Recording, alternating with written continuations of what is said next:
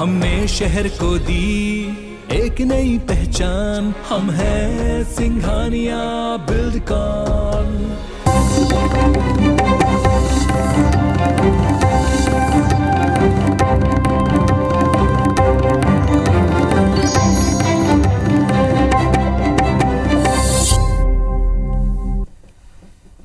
नमस्कार, बहुत स्वागत है आप सबका। मैं हूं पुनीत पाठक। मध्य प्रदेश के दिन भर की बड़ी खबरें विस्तार से जानते हैं। मध्य प्रदेश के शहरी इलाके में पक्के मकान का सपना देखने वाले गरीब परिवारों का सपना आज पूरा हुआ। मुख्यमंत्री शिवराज सिंह चौहान ने भोपाल के कुशाभाऊ ठाकरे हॉल में राज्य स्तरीय कार्यक्रम के दौरान पीएम आवास योजना के तहत शहरी हितग्राहियों को आवास आवंटन प्रमाण पत्र और घर की चाबी सौंपी। मुख्यमंत्री ने योजना के 50,000 हितग्राहियों को गृह प्रवेश करवाया। मुख्यमंत्री शिवराज ने प्रधानमंत्री आवास योजना शहरी में 26,500 हितग्राहियों के खाते में 250 करोड़ रुपए की राशि सिंगल क्लिक के जरिए ट्रांसफर की। उन्होंने प्रधानमंत्री आवास योजना शहरी में 30,000 आवासों का भूमि पूजन किया। इसके पहले कार्यक्रम की शुरुआत कन्या पूजन से हुई।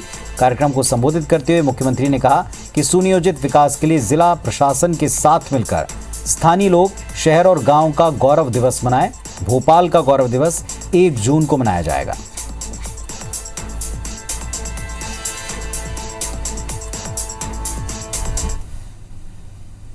अपने सभी उन बहनों और भाइयों को जिनको आज मकान की सौगात मिली है, मैं फिर हृदय से बहुत शुभकामनाएं देता हूं, बहुत बधाइयां देता हूं। ये भारतीय जनता पार्टी की सरकार, आपकी सरकार है।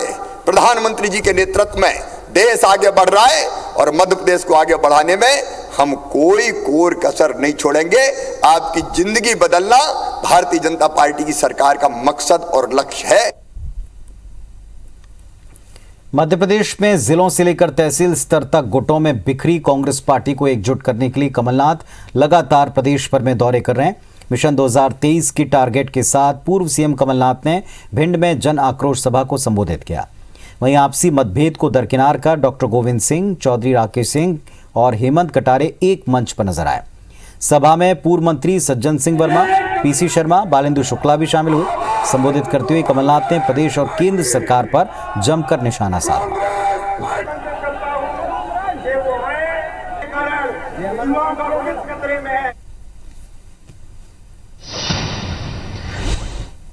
मध्य प्रदेश महिला कांग्रेस की नियुक्तियों में गड़बड़ी के विवाद के बाद महिला कांग्रेस की अखिल भारतीय कमेटी ने प्रदेश कार्यकारिणी भंग कर दी। मध्य प्रदेश महिला कांग्रेस अध्यक्ष अर्चना जायसवाल को आलाकमान ने हटा दिया है। हालांकि 4 प्रदेश उपाध्यक्ष अपने पद पर बनी रहेंगी। दरअसल मध्य प्रदेश महिला कांग्रेस कार्यकारिणी का गठन 30 जनवरी को हुआ था। नियुक्तियों में गड़बड़ी और पसंद के लोगों की नियुक्तियां नहीं होने के विरोध में पदाधिकारियों के भीतर असंतोष था, जिसके विरोध में पदाधिकारियों ने इंदौर, ग्वालियर और उज्जैन में इस्तीफे देना शुरू कर दिया था। सबसे पहले इंदौर महामंत्री पद से सोनिया शुक्ला ने इस्तीफा दिया। फिर उज्जैन, ग्वालियर समेत दूसरे जिलों में भी पदाधिकारियों ने मोर्चा खोला। विवाद दिल्ली दरबार तक पहुंचा। पुलिस ने प्रदेश कार्यकारिणी को भंग कर दिया। फिलहाल महिला कांग्रेस की 4 उपाध्यक्ष नूरी खान, कविता पांडे, रश्मि पवार और जमुना मरावी अपने पद पर बनी रहेंगे।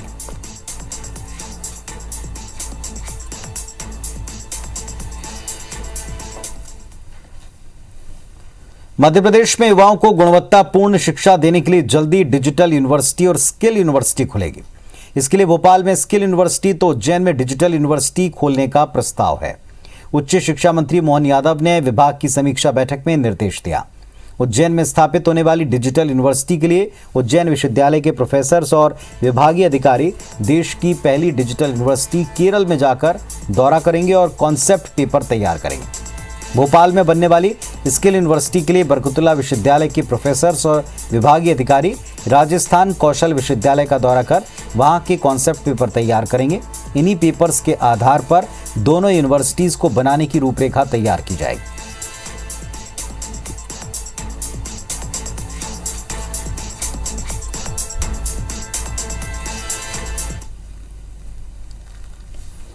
मध्य प्रदेश के गृह मंत्री नरोत्तम मिश्रा इटारसी पहुंचे, जहां उन्होंने संत गाड़गे महाराज की प्रतिमा का अनावरण किया।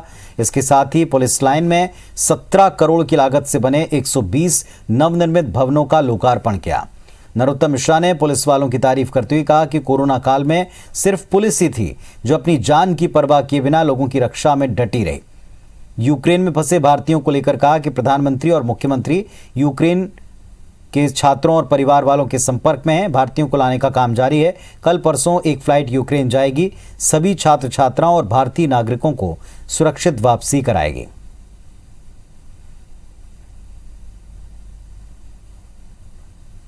आज भिंड में कमलनाथ जी गए हैं। मैं ये नहीं समझ पाया कि जब मुख्यमंत्री थे 15 महीने, तब 15 मिनट क्यों नहीं निकाले भिंड को, और गए हो तो जिसकी उपेक्षा की है आपने इतनी जबरदस्त, सबसे कांग्रेस का सीनियर विधायक गोविंद सिंह, उसे नेता प्रतिपक्ष नहीं बनाया। आपको आज भिंड में 2 पद में से एक छोड़ के गोविंद सिंह जी को देना चाहिए, तब भिंड का सम्मान है। मध्य प्रदेश में सैलानियों को लुभाने के लिए पर्यटन विभाग ने नई नई योजनाएं शुरू की हैं और इसी के तहत प्रदेश के 100 गांव को चिन्हित किया गया, जहां होम स्टे की शुरुआत की जा रही। 100 में से 65 गांव में होम स्टे की शुरुआत की जा चुकी है, जिनमें पर्यटक आकर रह रहे हैं और ग्रामीण माहौल में रहने का अनुभव कर रहे हैं। पर्यटन मंत्री उषा ठाकुर का कहना है कि कोविड की वजह से विभाग को काफी नुकसान पहुंचा, लेकिन अब धीरे धीरे हालात सुधर रहे हैं। प्रकृति के प्रति लोगों का जुड़ाव बढ़ाने के लिए नए नए प्रयोग किए जा रहे हैं और इसी के तहत गांव में होम स्टे की शुरुआत की गई। अभी हमने प्रारंभिक चरण में 100 गांवों को चिन्हित किया मध्य प्रदेश में।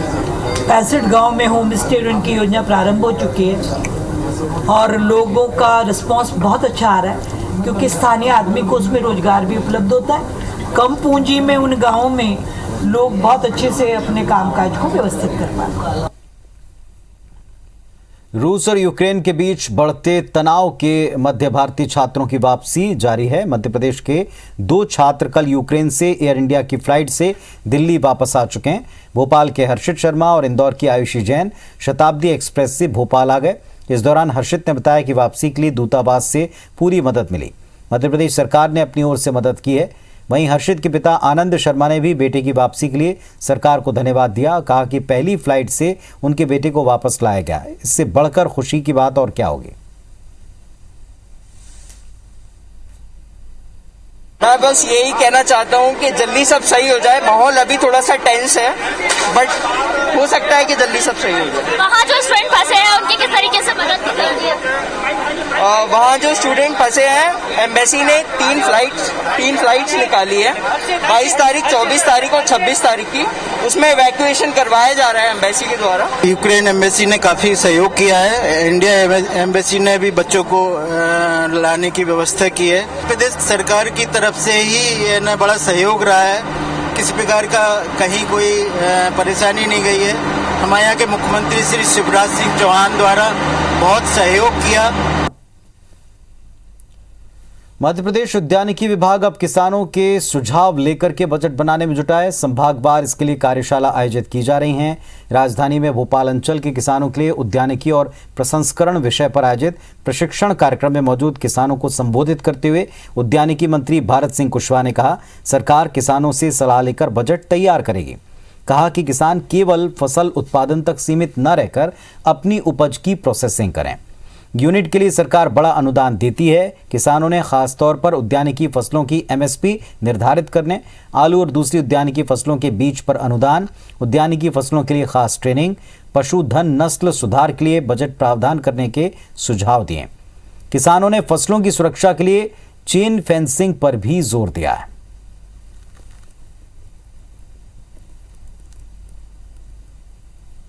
किसानों के सुझाव बहुत अच्छे सुझाव आए, अधिकारियों के भी सुझाव आए कि हमें विभाग में और नए नवाचार क्या करना चाहिए। सारी चीज़ें सामने आई।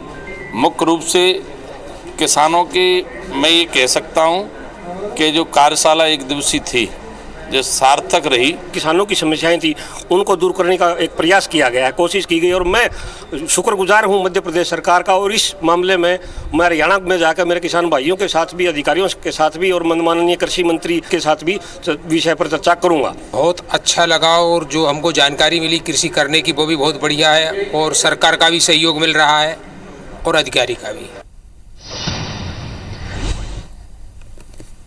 मध्य प्रदेश में राजस्व जुटाने के लिए पुरानी सरकारी संपत्तियों को बेचने के मामले में हाईकोर्ट ने राज्य सरकार के जवाब मांगा है। जबलपुर हाईकोर्ट ने राज्य सरकार को मामले पर जवाब देने 3 हफ्ते की मोहलत दी। प्रदेश सरकार ने 26 सितंबर 2020 को नियमों में संशोधन कर प्रदेश की 32 सरकारी संपत्तियों को बेचने का फैसला किया। इसे मनीष शर्मा नाम के सामाजिक कार्यकर्ता ने हाईकोर्ट में चुनौती दी। याचिका में कहा गया था, राजस्व जुटाने के लिए सरकार संपत्तियों को बेचने के बजाय उन्हें पीपीपी मॉडल पर लीज पर भी दे सकती है। प्रदेश की सरकारी संपत्तियां इससे बची रहेंगी और लंबे समय तक सरकार को राजस्व भी मिलता रहेगा। कोर्ट ने पहले भी नोटिस जारी कर जवाब मांगा था। जवाब न आने पर हाईकोर्ट ने राज्य सरकार को जवाब के लिए 3 हफ्ते की मोहलत दी। मामले पर अगली सुनवाई 21 मार्च को है। जो ज़मीनें हैं, जो मकान है, प्रॉपर्टियां हैं, जिनको आप बेच के संपत्ति बढ़ाना चाहते हैं, उनको लीज पे देके या पीपी मोड पे देके ही उससे और अच्छा ज़्यादा रेवेन्यू जनरेट की जा सकती है। उसी याचिका की सुनवाई पूर्व में समय दिया गया था। आज भी एडवोकेट जनरल ऑफिस से समय की मांग की गई और 3 सप्ताह का समय दिया गया है। ग्वालियर अंचल में अन्नदाता के माथे पर खिंची चिंता की लकीरें थम नहीं रही, कम नहीं हो रही। पहले किसान मौसम की मार से परेशान रहा और अब प्रशासन के सर्वे ने किसानों के जख्मों पर नमक छिड़का। 3 बार सर्वे हुआ और किसानों के नाम लिस्ट से कटते गए। पूरा मामला इस रिपोर्ट में समझिए।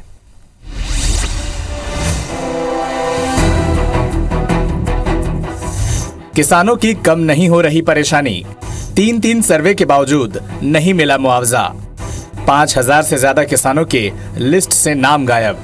पहले किसानों को मौसम ने मारा और ओलावृष्टि ने हजारों किसानों की फसल को चौपट कर दिया और अब अफसरों की लापरवाही ने किसानों की आफत और बढ़ा दी है। दरअसल जनवरी के दूसरे सप्ताह में ग्वालियर अंचल में हुई ओलावृष्टि से फसलों को जो नुकसान हुआ उसके मुआवजे के लिए तैयार अधिकारियों की सर्वे रिपोर्ट विवादास्पद हो गई है। 17 दिन में 3 बार ये रिपोर्ट पीड़ित किसानों की संख्या और मुआवजा राशि कम कर भू अभिलेख अधीक्षक ने राहत आयुक्त को भेज दी है। 25 जनवरी से 10 फरवरी तक के बीच राजस्व विभाग की टीम ने 3 सर्वे रिपोर्ट तैयार की है और हर रिपोर्ट में प्रभावित किसानों और मुआवजा राशि कम होती गई, जिस वजह से ओला पीड़ित कई किसान मुआवजे से छूट गए हैं। किसानों की नाराजगी के बाद कांग्रेस को बोलने का मौका भी मिल गया। कांग्रेस का कहना है कि कागजी खानापूर्ति से बेहतर है कि हकीकत में किसानों को राहत दी जाए। ओला गिरा, दुनिया ने देखा, किसानों ने झेला। अब 17 दिन में 3 सर्वेक्षण कर लिए। पहली बार तो संभव ही नहीं है, फिर 3 किए का को। पहली बार में पता नहीं पड़ा कि ओले गिरे कि नहीं गिरे, दूसरी बार में पता नहीं पड़ा। अब हो सकता तो 2, 4, 5 सर्वे और करते रहे। किसानों को लाभ मिलना चाहिए, सहायता मिलनी चाहिए। ओलावृष्टि के बाद प्रशासन ने 17 दिन में 3 बार सर्वे किया है।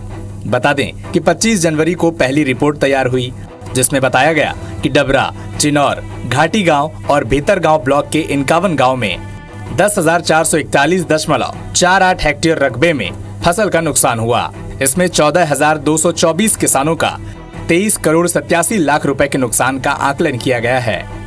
29 जनवरी को दूसरी रिपोर्ट में 46 गांव में 6,109.591 हेक्टेयर रकबे में फसल का नुकसान हुआ, जिसमें 9,901 किसान प्रभावित हुए और उनका 13 करोड़ 80 लाख रुपए का नुकसान हो गया।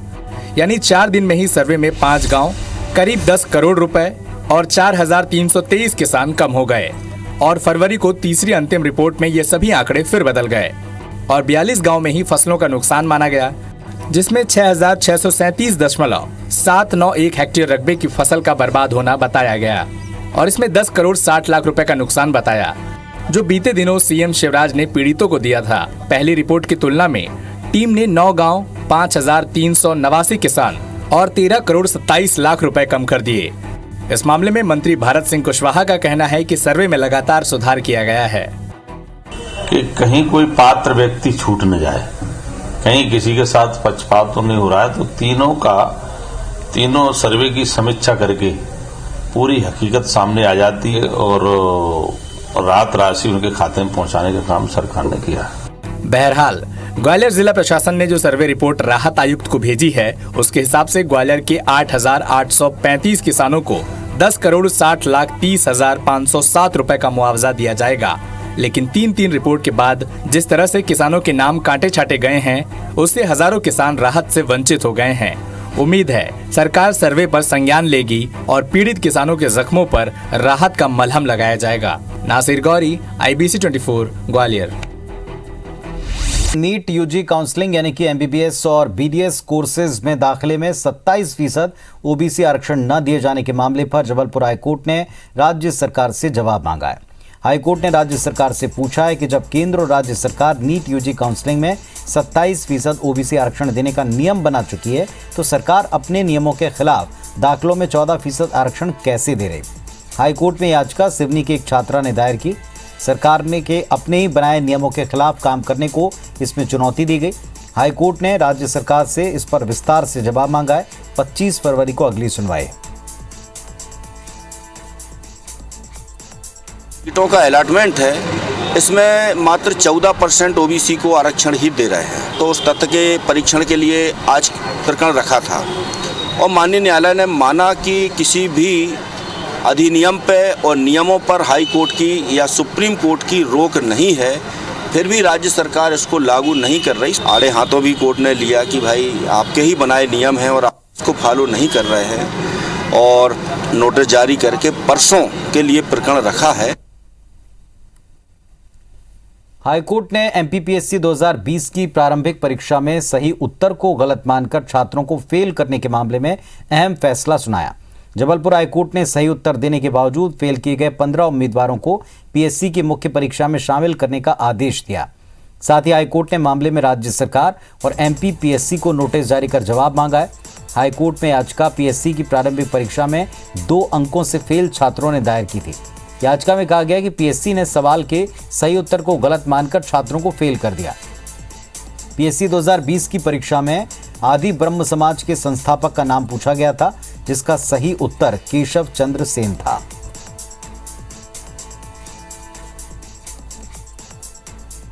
पाठ्यक्रमों में केशव चंद्र सेन है और अर्थात में केशव चंद्र सेन ही है। जो पीएससी ने इसमें आंसर सही माना है वो वास्तव में गलत है और जो सही है उसको सही माना जाए और इनको 2 नंबर दे करके और मुख्य परीक्षा में इनको एडमिट किया जाए। ऐसे 15 छात्र हैं जिनको कोर्ट ने परमिट किया है।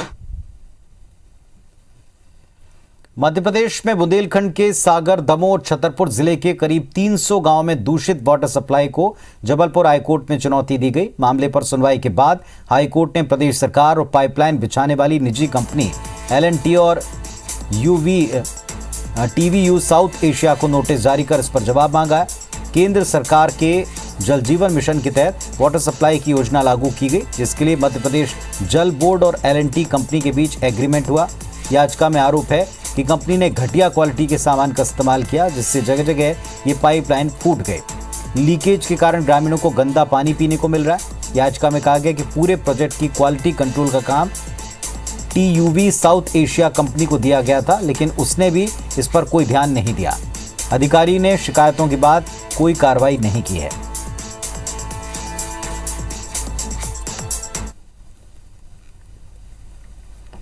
केंद्र सरकार की तरफ से भ्रष्टाचार निवारण अधिनियम में हुए संशोधन के मामले पर जबलपुर हाईकोर्ट में सुनवाई हुई। हाईकोर्ट ने राज्य सरकार और याचिकाकर्ता से जानकारी मांगी कि देश की किसी कोर्ट ने इस मामले में कोई आदेश तो जारी नहीं किया। कोर्ट ने राज्य सरकार और याचिकाकर्ता को पता लगाकर बाकी अदालतों में मामले का स्टेटस पेश करने का आदेश दिया है। मामले की अगली सुनवाई 13 मार्च को होगी। दरअसल केंद्र सरकार ने भ्रष्टाचार निवारण अधिनियम में संशोधन करके धारा 17A जोड़ दी थी।